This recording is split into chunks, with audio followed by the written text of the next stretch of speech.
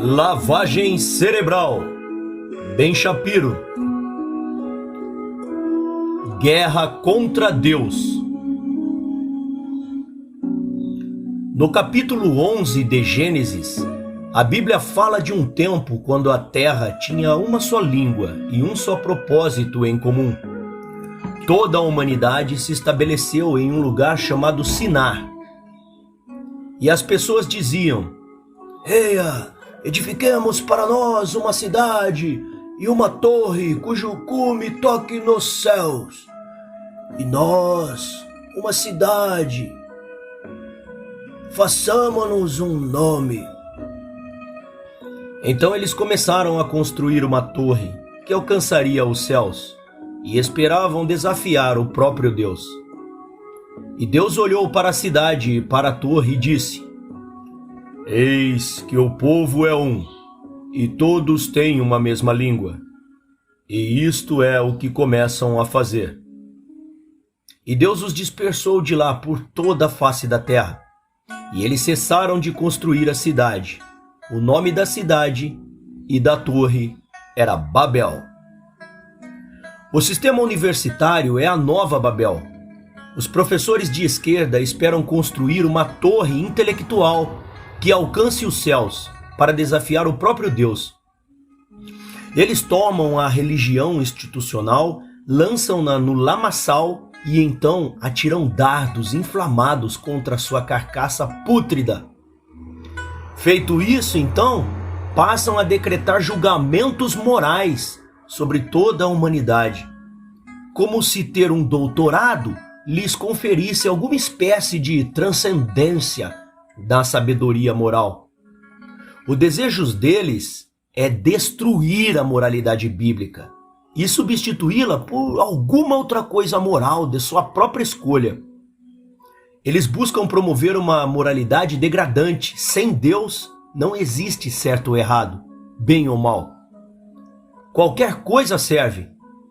A própria vida perde seu valor.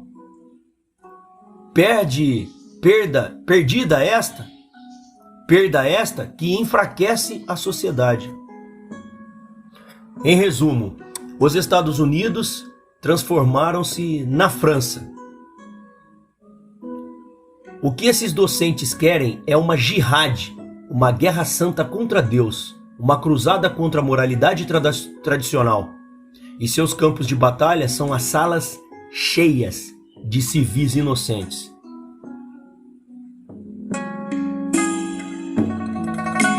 Um lugar de trevas e sem Deus.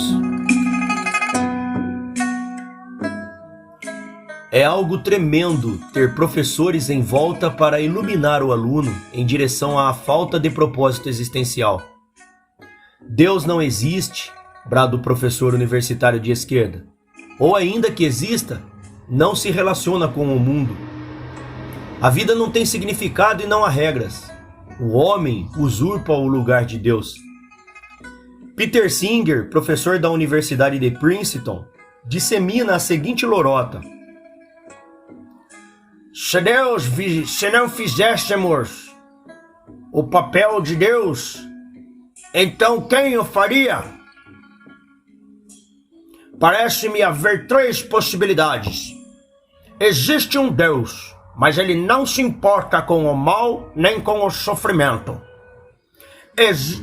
Existe um Deus que se importa, mas ele ou ela é um fracasso. Ou Deus não existe. Particularmente, creio na última opção. Pelo visto, alguém vai para o inferno. John McCarthy, professor da Universidade de Stanford, um dos maiores especialistas em inteligência artificiais do país, acredita que a evidência sobre a existência de um Deus assemelha-se à evidência sobre a existência do lobisomem. Logo sou ateu. A evidência sobre a arrogância do professor McCarthy está aí e é comprovada. Acho que, em muitos aspectos, a religião é um sonho. Por vezes um sonho lindo, por vezes um pesadelo. Comenta Steven Weinberg, professor na Universidade do Texas. Mas é um sonho do qual, creio eu, já está na hora de acordar. Assim como aquela criança que aprende sobre o conto de fadas e é incitada por isso a deixar o dente debaixo do travesseiro. Sim, você fica feliz porque a criança acreditou na história, mas dando um tempo, você quer que a criança cresça. Quão elevado e evoluído da parte do professor Steven. James Wright, professor da Hunter College, chama Jesus de teórico da lógica, mas um tanto maluco. E afirma: eu não acredito em Deus. Ele nos machuca demais. Corey Washington, professor da Universidade de Maryland, concorda. Tô apenas dizendo que o mais provável é que Deus não exista. E eis que também surgem os professores que poluem o ambiente com o lixo da nova era. Se Deus é compreendido sob crenças monoteístas, isso pode ser problemático para mim. Explica Tu Yemin, professor da Universidade de Harvard. Se Deus é compreendido como a forma própria criatividade, como a força generativa, como poder transformador, como fonte de todos os valores, todas nossas verdades, todas as nossas ideias de autorealização humana, então eu certamente tenho fé em Deus. O que foi que aconteceu com o simples e velho monoteísmo, hein? Entendiante? A professora Camille Paglia, proletora na Universidade de Artes da Filadélfia, acredita que a sociedade deveria retornar à adoração pagã. A esfera pública não é de propriedade da religião judaico-cristã. Pelo contrário, ela é partilhada por pessoas de todos os contextos culturais e religiosos. Defendo, portanto, a linha de pensamento greco-romana ou pagã, que tolera muito mais a homossexualidade e até mesmo o amor entre homem e menino. Puta que... Paglia também diz que é a favor de abolir as leis contra a sodomia. Sou a favor dos direitos ao aborto. Sou a favor da legalização das drogas, consistente com as normas acerca da bebida alcoólica. E não sou simplesmente a favor da descriminalização, mas também da legalização da prostituição. Ela quer legalizar a prostituição porque os professores recebem mal? Pegou pesado, hein, bicho Piro?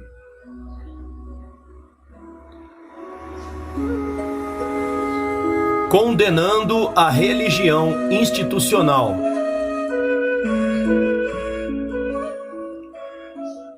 Logo no início de 1951, William F. Buckley já salientava em God and Man at Yale, Deus e o Homem em Yale,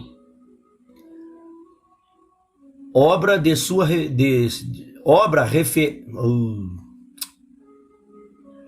sua de referência, que se a atmosfera da faculdade é altamente secular.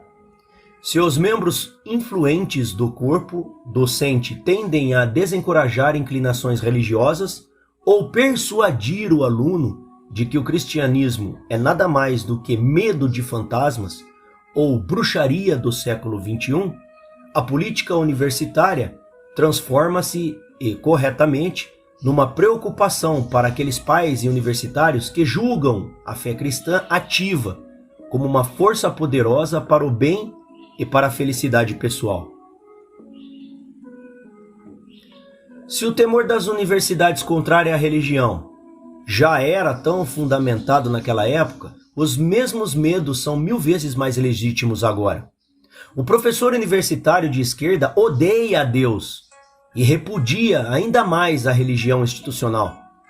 Eles consideram a instituição religiosa como ultrapassada, um perigo para a sociedade moderna e a causa de milhares de mortes sem sentido.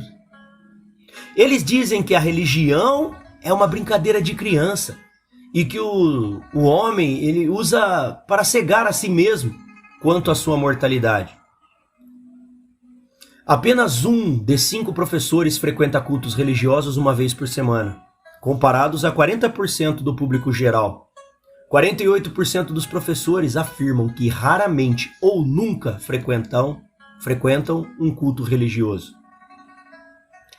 Thomas Sugrue, professor da Universidade da Pensilvânia, afirma que entre os acadêmicos a religião é, abre aspas, o assunto que envolve desconfianças e até mesmo escárnio. Justificam para lá e para cá muito do ceticismo acadêmico quanto à religião formal. Fecha aspas. Diana Chapman Walsh, presidente do Wellesley College, fez a mesma distinção entre espiritualidade e religião diante de um grupo de alunos da UCLA.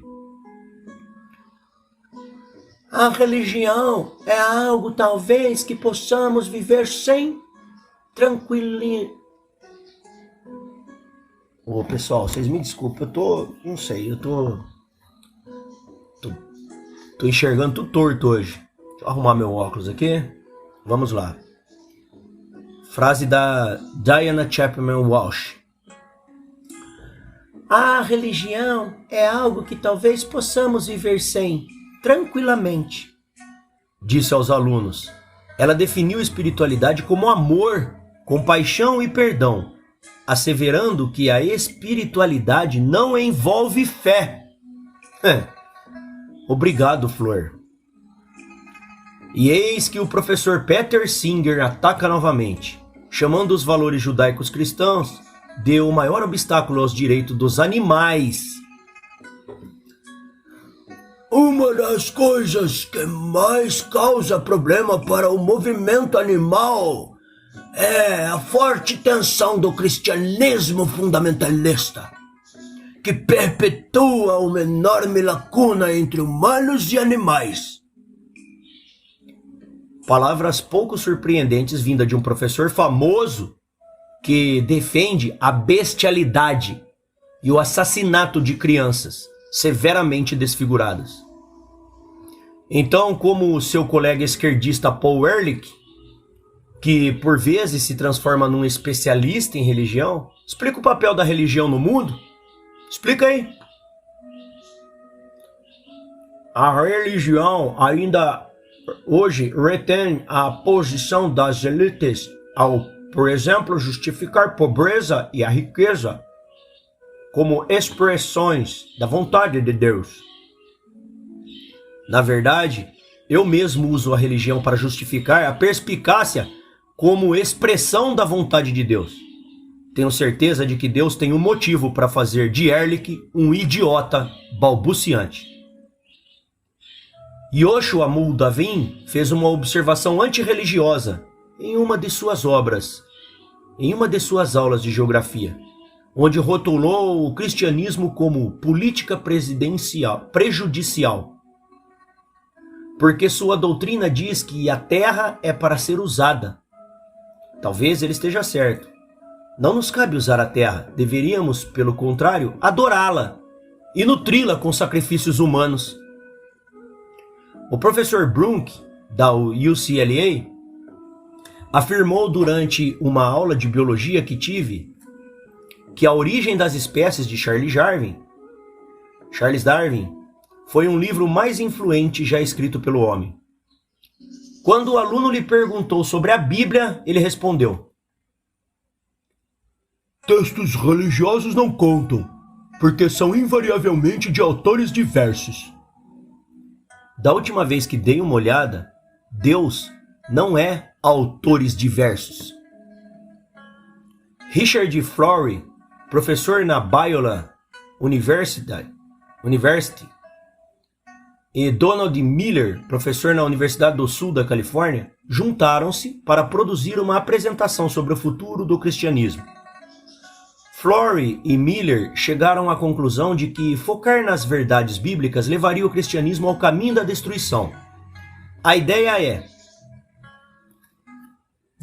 abre aspas, você precisa reinventar a igreja para torná-la adaptável à cultura contemporânea, fecha aspas. Expressão de Miller.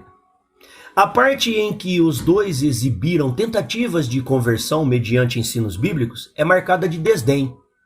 Mesmo o Los Angeles Times, jornal de extrema esquerda que zomba do cristianismo em cada oportunidade que consegue, chama a apresentação em relação aos ensinamentos bíblicos de julgadora.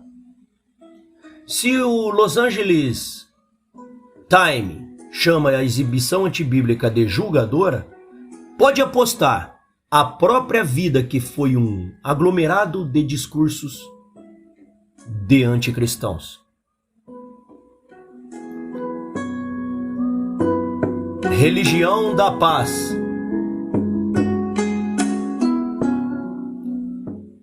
Diferente da tradição judaico-cristã, o Islã é tolerante e pacífico, brada o professor universitário de esquerda.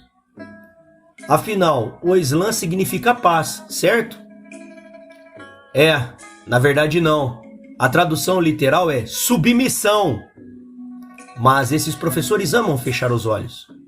Islã significa paz, explica Ali Farag, professor da Universidade de Louisville. O Islã significa paz, concordam os professores Mustafa Sulvani, da Universidade Estadual Truman, Nadira Kay Charania, da Springfield College, Zek Zaritoprak, da Berry College, G.A. Sharif, ex-professor da Bellarmine College, e ainda muitos outros também concordam. O Islã significa paz, defende o professor Ali Hassani, de Harvard. Se olharmos dessa forma, Hassani continuou, o cristão ou judeu é também muçulmano. De qualquer um que se submeta a Deus já é, na verdade, um muçulmano. Sério? O que aconteceu com aquela parte dizendo que os cristãos e judeus são infiéis? E que infiéis são condenados à tormenta ardente e eterna? O Islã não simplesmente significa paz, mas o Islã é a religião da paz. O Islã é uma religião de paz, afirma John Bertrand, professor na Universidade de Boston. Ahmed Asker, professor da Florida A&M University, chama o Islã de religião da paz, do amor, da misericórdia, da compaixão e do perdão. O Islã é uma religião de paz, concorda Dr. Taib Rana, da Universidade de Buffalo. É uma religião cujo desejo é libertar os homens e as mulheres para viverem a vida ao máximo. Ah, é mesmo? Por que então que é uma religião que nunca garantiu a liberdade de homens e mulheres que tentassem obtê-la? O Islã é simplesmente incompreendido, sustentam os professores. Abre aspas. O entendimento que as pessoas têm do Islã neste país é baixíssimo, até mesmo entre pessoas instruídas. Fecha aspas. Vocifera o professor David Mitten, de Harvard. Akel Carrara, professor da Universidade do Texas, culpa os sentimentos anti-Islã de ignorância, preconceito e racismo intelectual. Ah, sim, claro. Deve ser isso mesmo. Nada disso tem relação com o fato de que a maioria dos terroristas é de muçulmanos. E que terroristas muçulmanos mataram milhares de americanos. O professor Nimat Hafez Barazangi escreveu o seguinte: embora o Alcorão e os ensinamentos do profeta Maomé tenham dado aos muçulmanos um entendimento geral do judaísmo e do cristianismo, ainda assim judeus e cristãos costumam conhecer pouco o Islã. Isso se conhecem algo. O Alcorão ensina que os judeus pensam que Esdras era filho de Deus. Falso! E adverte os muçulmanos que não sejam amigos de cristãos e de judeus, profetizando que ambos sofrerão nas chamas eternas. É isso que o professor Barazangi considera um entendimento geral do judaísmo e do cristianismo?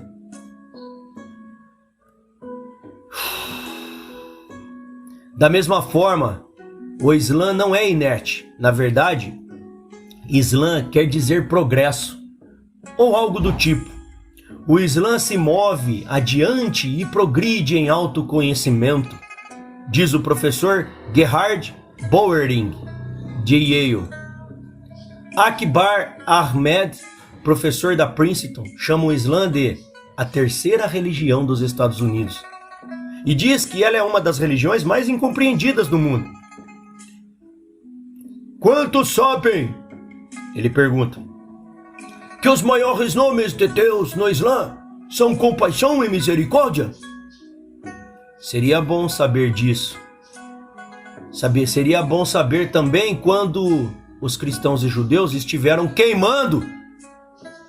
Quando eles estiverem queimando nas chamas eternas de Alá. Ciência versus religião.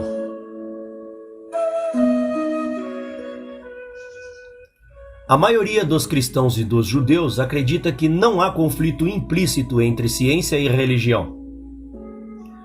Gregor Mendel era padre, Maimônides era médico, Isaac Newton era um homem religioso, Albert Einstein, quem disse que Deus não joga dados com o universo. A ciência e a religião apoiam-se mutuamente. Quanto mais aprendemos sobre o mundo em que vivemos, mais claro fica que deve haver um arquiteto divino. Mas os professores esquerdistas acham o contrário.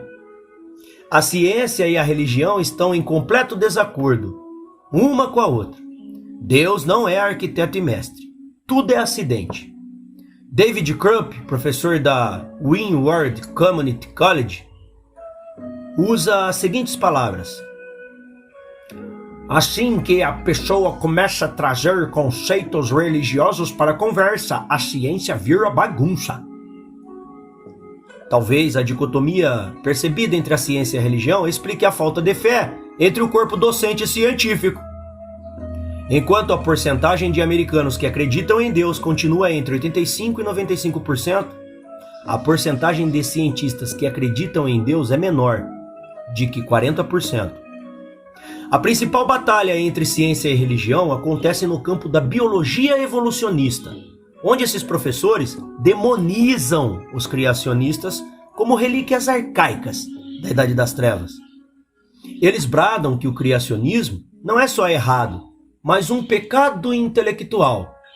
Eles dizem, apesar do fato que 45% dos americanos acreditam no design inteligente.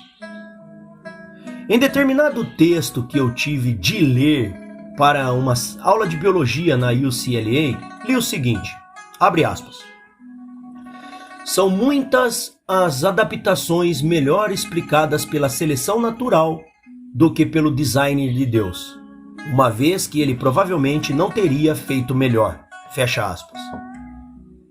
O texto também ridiculariza os criacionistas como pessoas que tentam se fazer de cientistas, chamando a sua própria abordagem de ciência da criação. Os neoconservadores americanos promovem o criacionismo porque, seguindo suas próprias convicções, afirmações, aparentemente temem uma população educada e veem a teoria da evolução como ameaça. Escreve o professor professor Paul Ehrlich. Será que já passou pela cabeça de Ehrlich que talvez muitos neoconservadores acreditem na palavra de Deus? Talvez não. Desde que Ehrlich acredita que os conservadores estão aí para linchar os negros e escravizar os pobres. Os professores esquerdistas acreditam que ensinar ciência da religião, da criação, é tolice. Eles poderiam simplesmente falar sobre o cumulipo.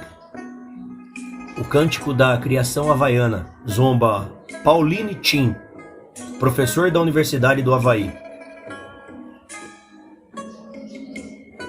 Abre aspas. Criacionismo não é ciência, é fé. Fecha aspas. Concorda Gerhard Freer, professor do Instituto Havaiano de Geofísica e Planetologia. Abre aspas. A grande mentira é dizer que existe verdade no criacionismo. Fecha aspas. Zomba Victor Stenger, também professor da Universidade do Havaí. No condado de Cobb, Geórgia, o criacionismo é um tópico que tem bombado. O Conselho Escolar da Religião está tentando esclarecer sua política acerca do criacionismo nas escolas públicas. Os professores de esquerda estavam furiosos. David Jackson, professor da Universidade da Geórgia, afirma que, embora não diga aos alunos no que acreditar, deixa claro que o condado de Cobb age de forma evidentemente ilegal. Norman Thomas, também professor da Universidade da Geórgia, é mais contundente. Estamos lidando com ciência, não estamos lidando de assuntos anticientíficos. Na minha opinião, o Estado precisa ditar ao condado de Cobb o que pode e o que não pode entrar em sala de aula.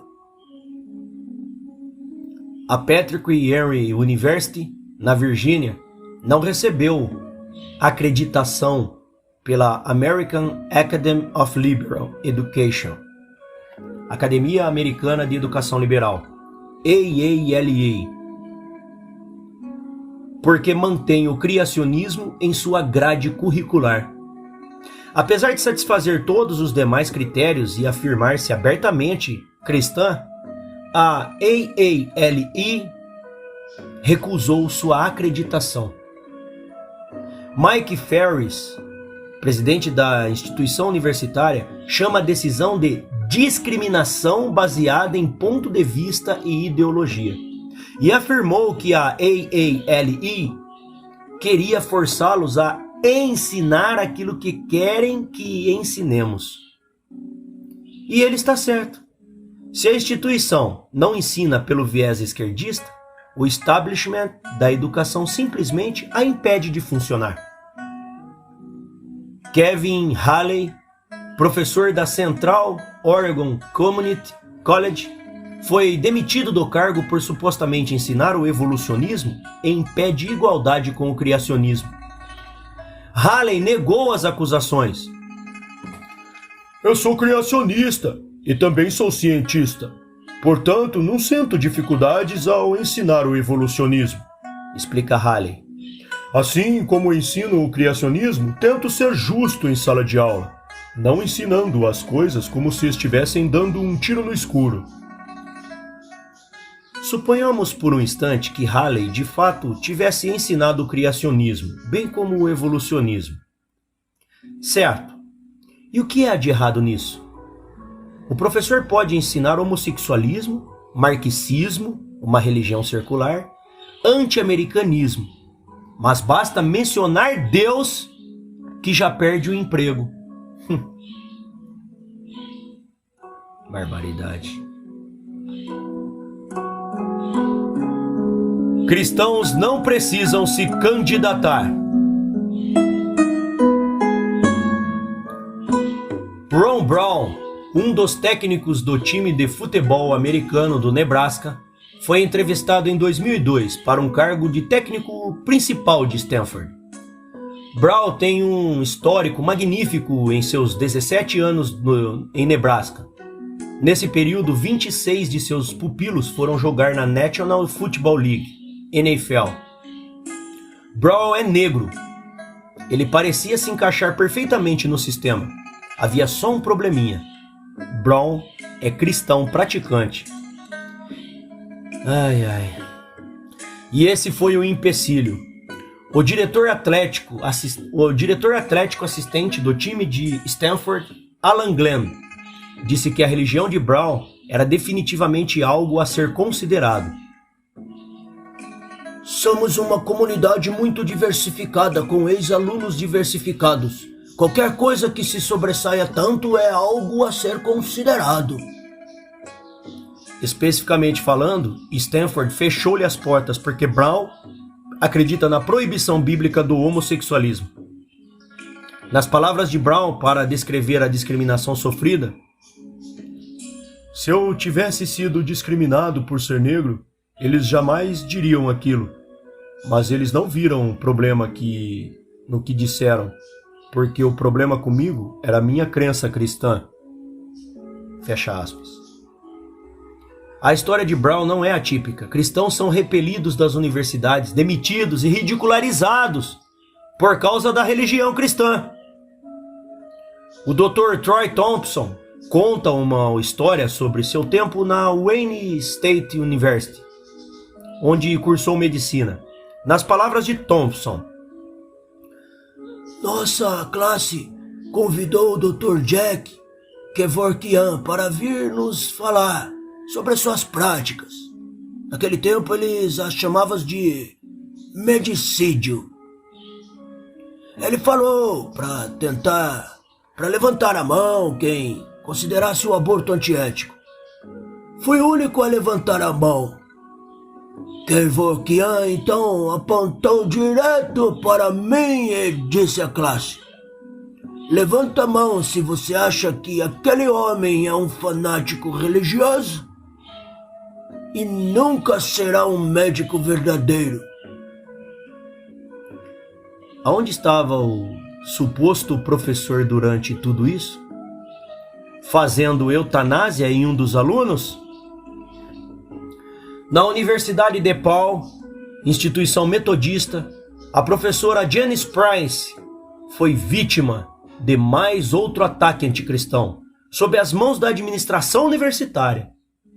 Price levou consigo uma remessa da revista Teachers in Focus, mantida por James Dobson, e a colocou à mesa no fundo da sala. No fim da aula, ela deu a liberdade de levar uma cópia para casa aos alunos que tivessem interesse. Nenhum artigo foi discutido em classe. Um deles abordava como as escolas públicas deveriam lidar com o assunto melindroso da homossexualidade. Um dos alunos ficou ofendido pelo artigo e levou o caso à professora Price. Levou ela à administração. Resultado: censurado! Neil Abraham, presidente da Academic Affairs, enviou a Price uma carta chamando suas ações de repreensíveis e a revista de intolerante, acusando-a de criar um ambiente hostil na sala de aula. Neil pôs Price em advertência e sob observação, cortou-lhe o salário em 25% e a proibiu de lecionar na universidade, afirmando que a faculdade não pode tolerar o intolerável. Vivemos tempos sombrios em que a administração de uma universidade metodista considera o cristianismo intolerável. Incrível isso.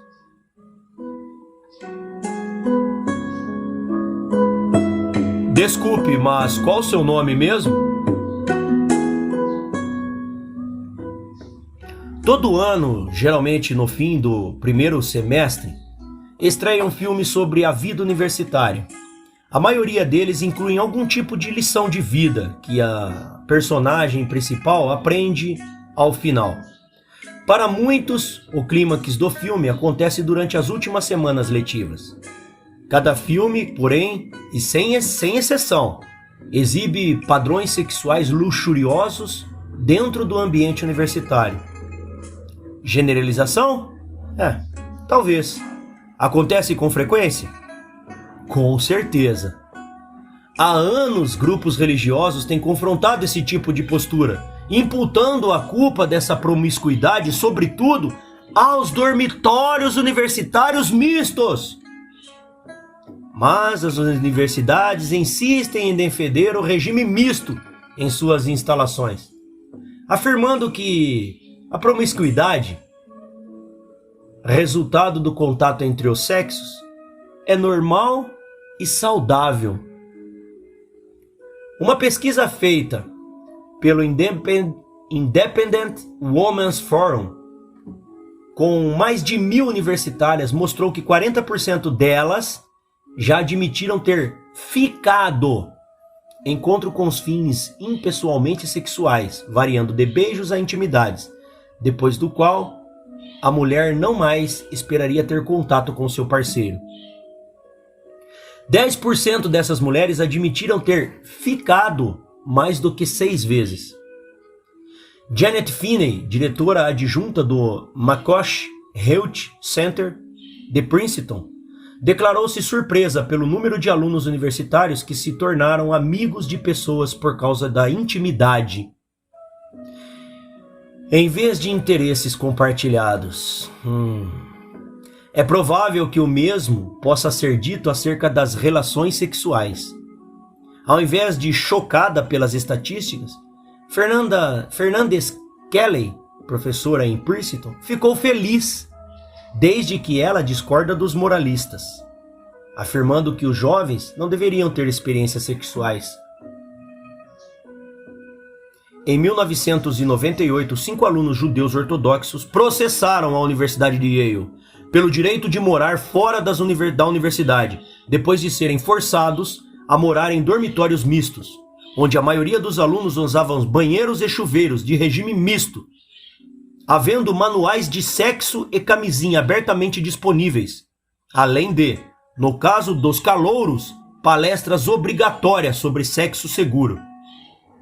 Apelidados de Os 5 de Yale pela mídia, a história deles apareceu nas manchetes nacionais. Yale não se rendeu, afirmando que morar nos dormitórios era parte integrante da educação oferecida pela universidade. Muito embora a Yale não exija que os alunos dos últimos anos residam nos dormitórios. Richard Levin, professor presidente da Yale Riley, organização judaica da universidade, taxou os 5 alunos ortodoxos de mente fechada, afirmando que não pertenciam a Yale se não estivessem dispostos a morar naquele universo de dormitórios repletos de obscenidades.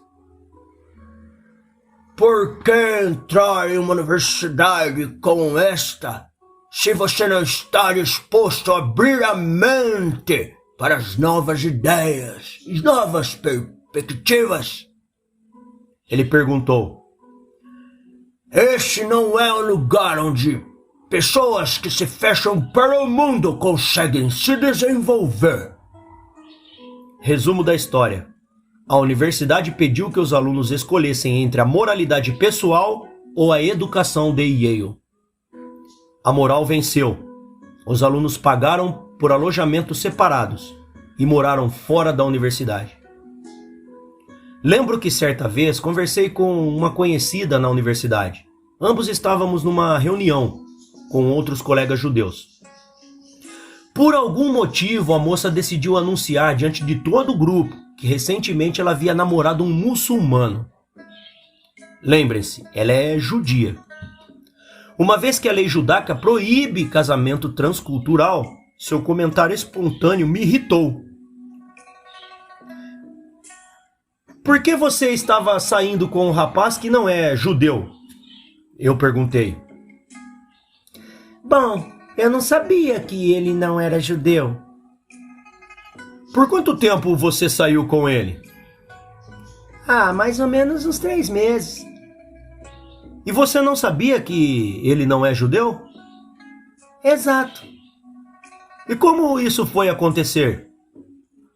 Bom, você entende, nós nos víamos nos dormitórios, acabamos ficando juntos, ficamos íntimos.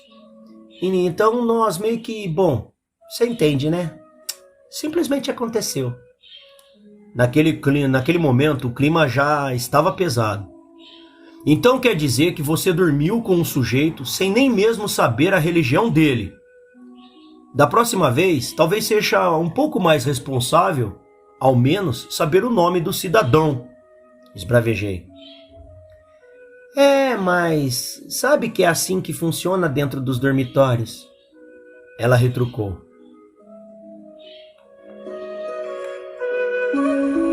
Não me toque! No dia 5 de junho de 2002, um grupo pró-vida foi à UCLA. Eles dirigiram ao Brynwalk, o principal calçadão da universidade, e hastearam cartazes gigantes com 6 metros de altura, contendo fotos horríveis de fetos abortados. Não costumo passar pelo Brynwalk para chegar à aula, mas fiquei intrigado bastante a ponto de passar ao lado e ver a reação dos que estavam passando por ali, tanto alunos quanto professores. Alguns ficaram horrorizados, alguns simplesmente passaram pelos cartazes sem dar a menor bola. A maioria lentamente meneava a cabeça enquanto passava, ridicularizando a audácia daqueles radicais pró-vida que ousaram trazer sua visão política conservadora para o centro da antiga universidade. Não esperavam menos que isso. A maioria esmagadora dos professores universitários faz parte da ala pró-escolha militante, sentimento que eles transmitem aos alunos.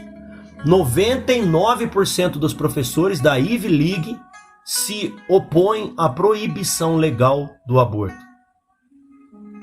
Qual é o efeito que surte sobre os alunos?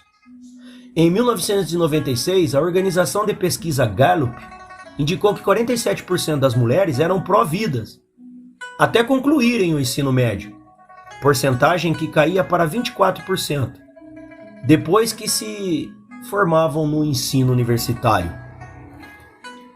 Sarah Weddington, professora da Universidade do Texas, provavelmente é a principal advogada do movimento pró-escolha no país. Em 1967, Weddington escreveu sobre sua própria experiência com o aborto no México em seu livro A Question of Choice, uma questão de escolha. 6 anos depois, em 1973, Weddington apresentou perante a Suprema Corte uma defesa de sucesso para o caso Roe vs. Wade, em que o aborto foi julgado como um direito de escolha da mulher. Agora, ela anda por aí, fazendo prosélitos em favor do aborto. Nós temos de ter uma nova geração de moças jovens, apoiando os direitos ao aborto. Não venceremos sem elas. Precisamos da ajuda dessa geração mais jovem para convencer o povo a voltar pró-escolha, proteger as clínicas de aborto, cooperar com a indústria Planned Parenthood. Weddington usa o pódio como arma. James Lindgren, professor da Northwestern University, pró-escolha, fez um estudo examinado para os motivos da inclinação extremamente favorável ao aborto entre o corpo docente da Faculdade de Direito. Ele concluiu que os grupos mais inclinados ao pró-vida, hispânicos, católicos e republicanos, estão entre os menos representados no corpo docente da Faculdade de Direito. Os republicanos compõem apenas 32% do corpo docente, de acordo com o estudo. Não é de admirar que a maioria dos advogados sejam esquerdistas. A Universidade de Illinois, a professora Eileen McDonough, deve ser isso aí, na Northwestern University, deixou o debate com o prelator pró-vida Scott Klusendorf, integrante da instituição cristã Stand to Reason, após os apoiadores da própria McDonagh se recusarem a deixá-la falar. Uma das suas apoiadoras, Chrissy Trilling, do campus pró-escolha, declarou: Não queremos dar ao lado pró-vida terreno para disseminarem suas visões extremistas. Sonia Mitchell, professora de estudos das mulheres da Universidade de Illinois, atacou Klusendorf, chamando-o de ignorante e afirmando que seu histórico acadêmico é insuficiente. Diálogo é possível, desde que não seja com pessoas de direita. Esse é o jeito de ser desses intelectuais. O professor universitário de esquerda está disposto a ir contra o mundo pelo assassinato de bebês. Muitos docentes apoiam até mesmo o método horrendo do DEA, dilatação e evacuação, e os procedimentos do DAX, dilatação e extração. O DEA é um termo recentemente da ala abortista, em que o médico amassa o crânio do bebê no útero com um fórceps e em seguida desmembra o bebê e o extrai. Agora você vai escutar aí, viu? Escuta aí, João. O procedimento DX também é um aborto tardio, mas nele o médico puxa o bebê pelos pés por meio do canal de parto, depois faz um buraco em seu crânio e suga o seu cérebro, removendo em seguida o cadáver. Susan Frelick Appleton, professora na Universidade de Washington, em St. Louis, vocifera que é um ato de crueldade proibir o método DX. Você quer que legislemos a segurança sanitária, sendo que esta é uma questão médica? A doutora Davis, da Universidade da Colômbia, faz parte do grupo de estudantes de medicina pró-escolha. Ela afirma que os procedimentos DII e DIX são muito seguros. Seguros para quem? Certamente não para o bebê.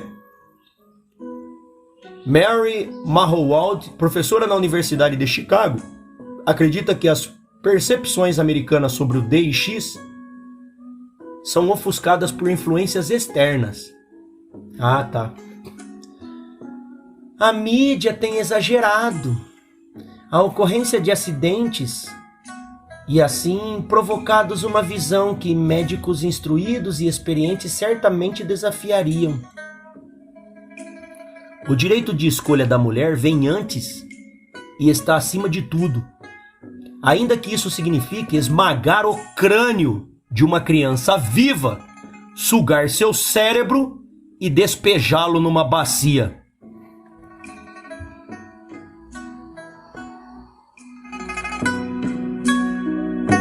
O direito inalienável de morrer. A tradição judaico-cristã diz que a eutanásia é inerentemente errada. Deus dá a vida e Deus a tira. Não compete ao indivíduo decidir quando morrer.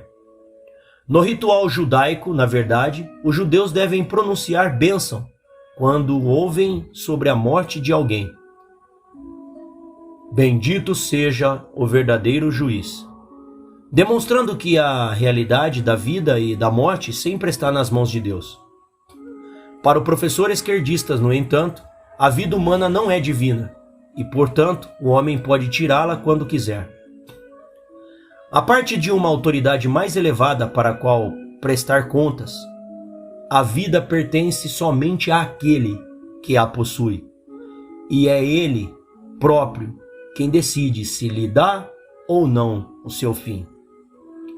Sidney Vanzer, do Serviço de Saúde da Faculdade de Direito de Harvard, e James Vorenberg, professor de Harvard, uniram-se para criar um projeto de lei padrão que defendesse o suicídio assistido. Sinto que faz um tempo que todo ser humano tem direito de libertar-se da vida, uma vez que esta se torna uma armadilha, explica Vorenberg. E Venzer diz: eu diria que o suicídio deve fazer parte das medidas disponíveis ao paciente. Venzer e Vorenberg concordam que a eutanásia deveria estar disponível, mesmo a aqueles que não padecem de doença terminal. Um dos principais grupos de defesa da eutanásia é o Hemlock Society, ou Society. Hemlock Society. Em setembro de 2003, o presidente da sociedade era Paul Spires, professor no Instituto de Tecnologia de Massachusetts, MIT, e na Universidade de Boston. Outros membros do conselho incluíam o professor Fred Richardson, ex-professor da Universidade Wesleyana de Ohio, e Alan Maisel, professor na Universidade de Pittsburgh. Outro grande grupo que defende a eutanásia chama-se Death with Dignity, morte com dignidade. Em setembro de 2003, o conselho de diretores incluía David Oetringer, professor da Universidade de Direito da Universidade de Indiana, Charles Barron, professor na Universidade de Direito da Universidade de Boston, e David J. Garrow, professor na Faculdade de Direito da Universidade Emory. O conselho também incluía David Mayo, professor na Universidade de Minnesota, Timothy Quill, professor na Universidade de Rochester, Margaret Betting, professora na Universidade de Utah, o Dr. Ivan Genzel, da Faculdade de Medicina de Stanford, Samuel Klegsbrun, professor na Faculdade de Medicina Albert Einstein, Sharon Valente, professora na Universidade do Sul da Califórnia, James Werth, professor na Universidade de Akron, Arvin Yalom, professor na Universidade de Stanford, e Charles McCann, ex-professor da Faculdade de Medicina de Yale. Sem contar o professor Alan Maisel, de quem talvez você se lembre pela Hemlock Society. Percebe o padrão? William Curran, professor de Harvard, que ganhou o título de pai do direito sanitário e os elogios do New York Times, era defensor da eutanásia. Lawrence Tribal, também de Harvard, é um dos maiores proponentes do direito de morrer com dignidade. Robert Sadler, professor da Wayne State University, era um dos advogados do Dr. Jack Kevorkian. Kevorkian envolveu-se com, no mínimo, 69 eutanásias, das quais apenas 17 eram pacientes com doenças terminais. Se a opinião pública fosse solidamente pró-eutanásia, como são as universidades do antro esquerdista, os EUA já estariam lotados de clínicas para suicídio assistido.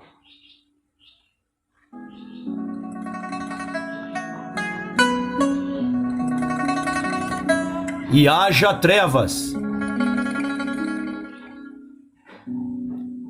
Pesquisas mostram, enquanto 77% dos alunos que acabaram de concluir o ensino médio acreditam em um Deus ativo, assim que concluem a graduação, essa taxa cai para 65%. Esses números sim podem ser realidade, por causa da arrogância do jovem. O mais provável, no entanto, ao menos em grande parte, é ver esses dados como consequência do viés anti-Deus das universidades. O ensino superior mina a religião, não porque o conhecimento necessariamente ameace a religião, mas porque o professor esquerdista quer que a religião seja minada. Exercendo o devido papel de modelo e tutor dos alunos, os docentes de esquerda vociferam abertamente seu ateísmo. Eles descartam a religião institucional como tolice, exceto o Islã. O Islã eles endeusam. O professor universitário de esquerda ensina que a ciência e a religião nasceram para discordar. E quando entram em conflito, a ciência certamente é a que estará com a razão. O próprio sistema universitário discrimina cristãos e judeus praticantes. Sua tolerância se estende apenas às culturas que não são judaico-cristãs. As universidades promovem o aborto e avançam a causa da eutanásia. Deus não é mais bem-vindo na universidade, a não ser, claro, que ele se disfarce de professor.